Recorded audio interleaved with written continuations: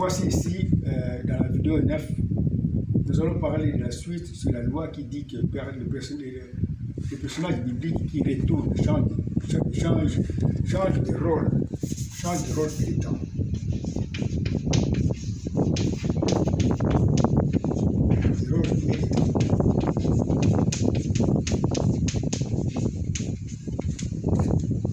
Autrement dit, quand un personnage dans la Bible retourne, il change de rôle et de temps.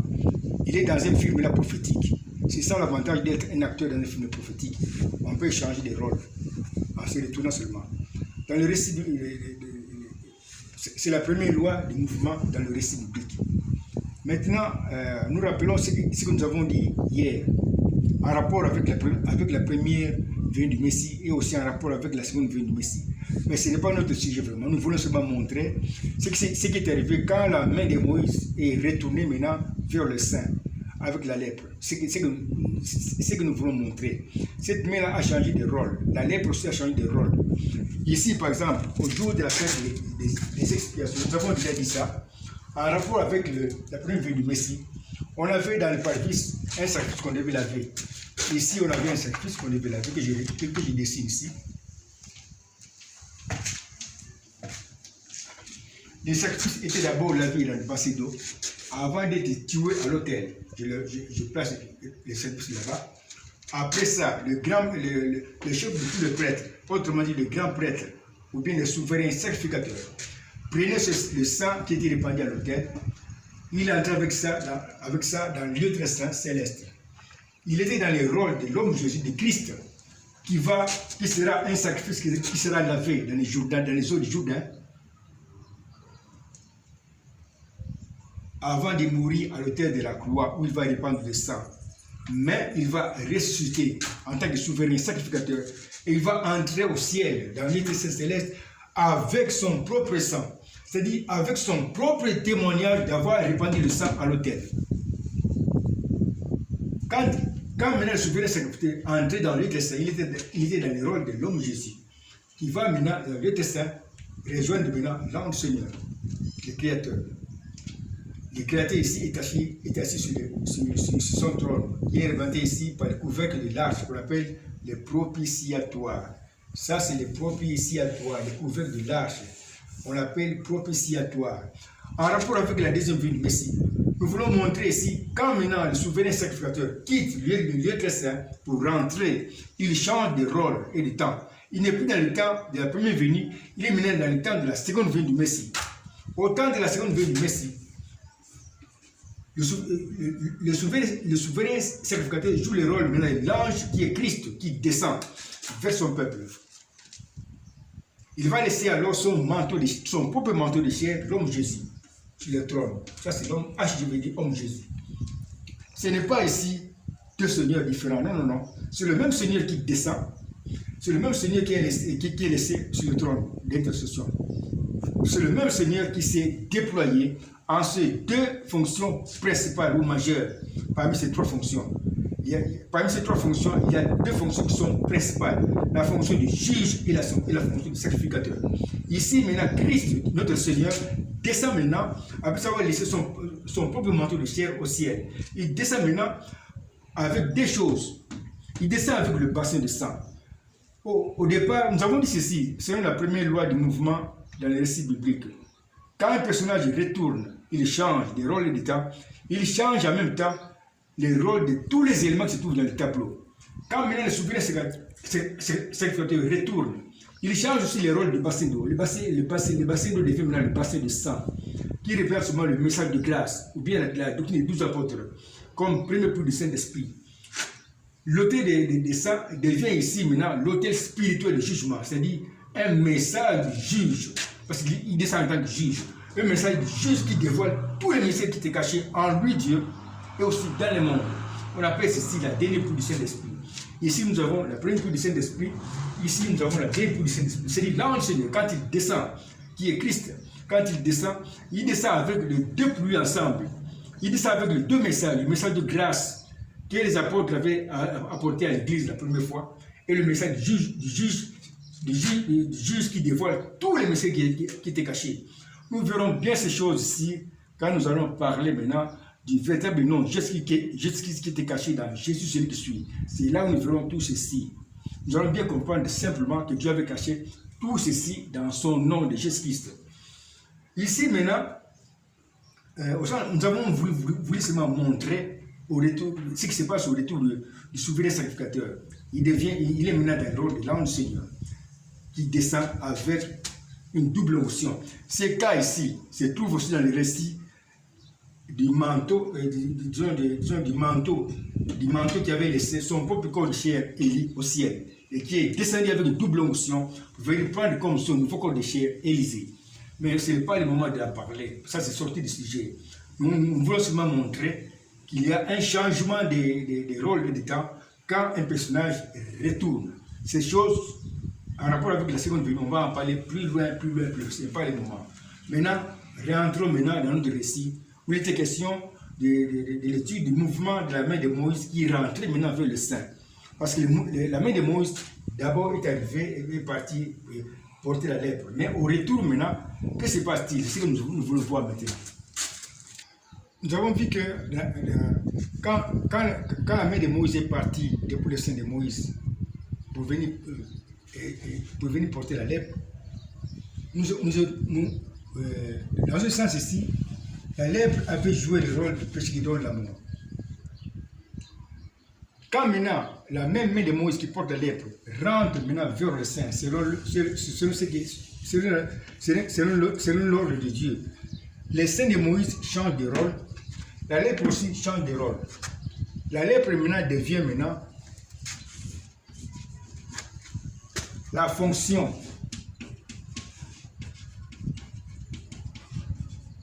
de sacrificateur.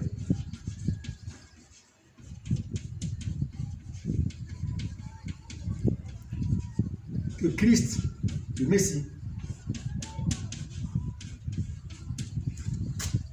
va continuer à exercer au ciel.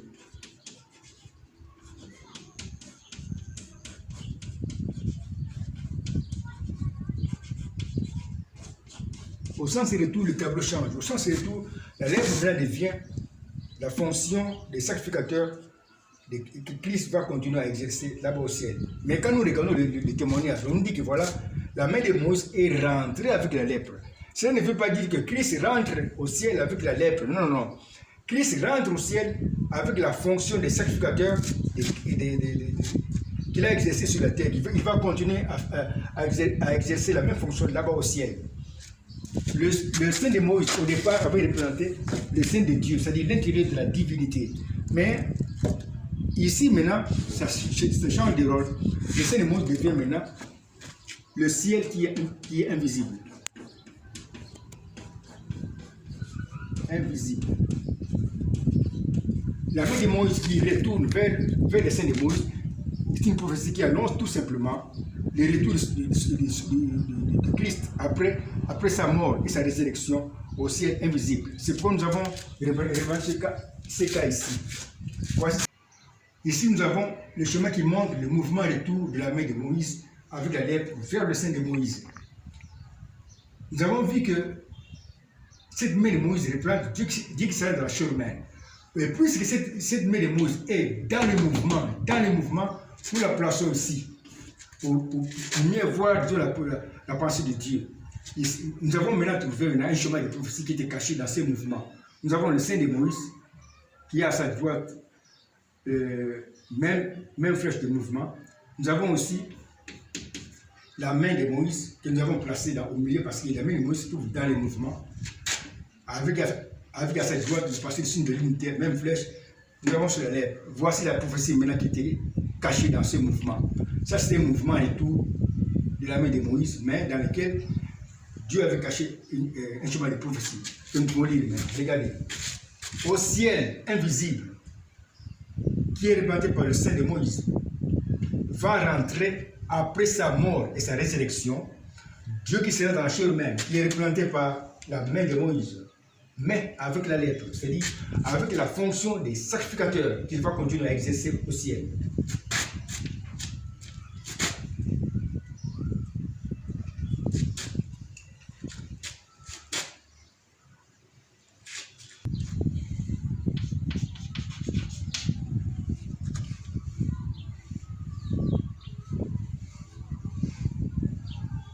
Dieu a dit à Moïse de ramener maintenant, de retirer maintenant sa main qui porte la lèpre depuis le sein de Moïse. Quand il a retiré maintenant sa main maintenant est rentrée maintenant sans lèpre.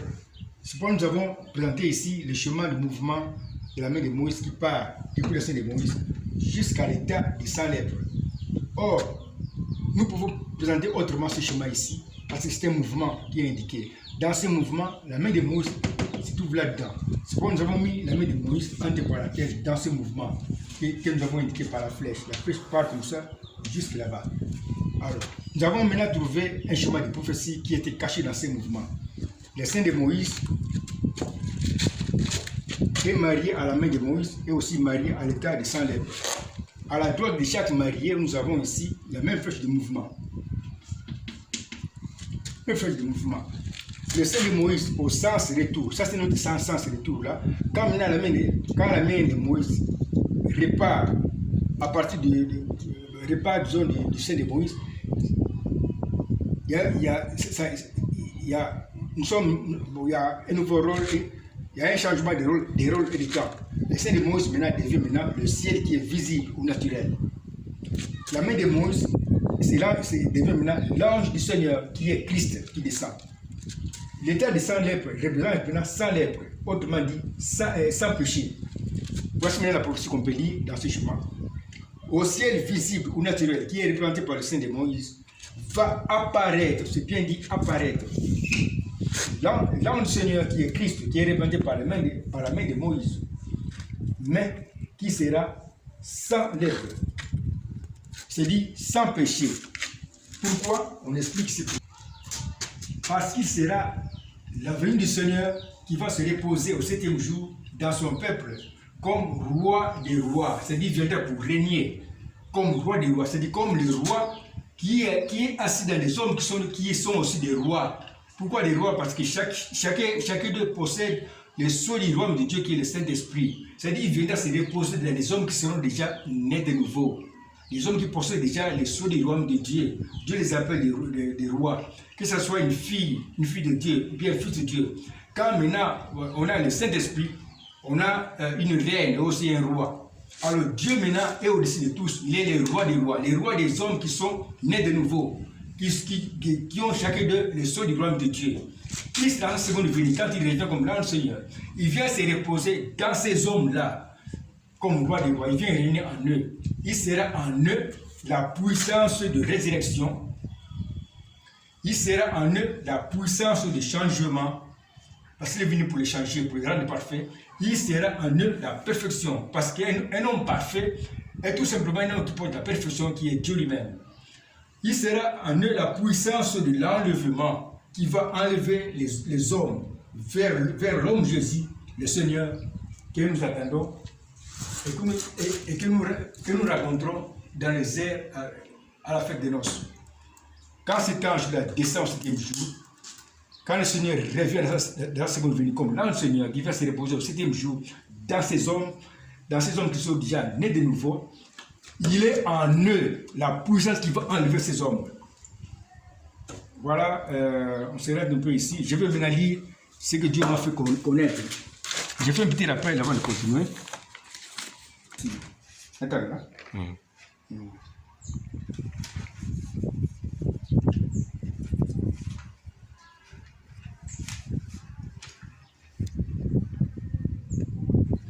Je rappelle ce que j'ai écrit concernant le second signe que Dieu a donné à Moïse.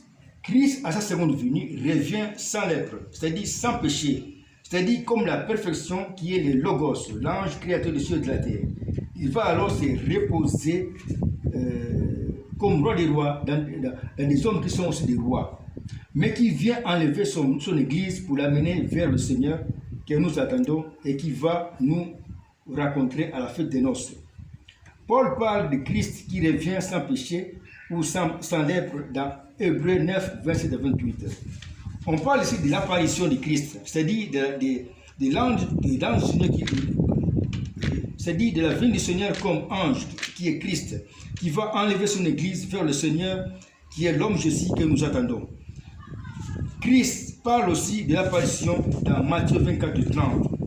Voici ce qu'il dit Christ dans Matthieu 24, 30.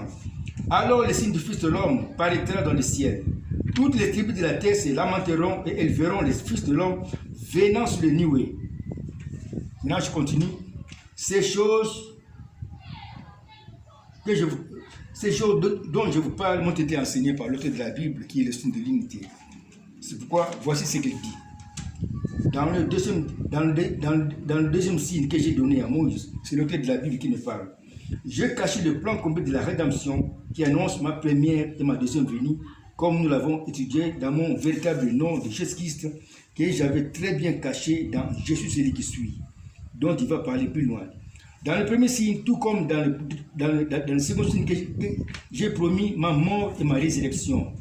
N'oublie donc pas de bien présenter dans chaque signe la promesse de ma mort et de ma résurrection. Alors, ciao mon chéri, mais je suis toujours là. Merci Seigneur, ciao mon chéri. Maintenant, je fais une remarque. Moi, je ne dis pas ciao à Dieu par respect. C'est quand lui-même, le signe de l'unité, me dit ciao chéri, que moi aussi je réponds ciao chéri. Mais par respect, je ne dis pas ciao. C'est là un signe qui montre notre unité. Nous allons parler encore profondément de ces choses-là. On s'arrête ici pour cette vidéo qui a parlé du second signe. Je vous remercie pour votre suivi.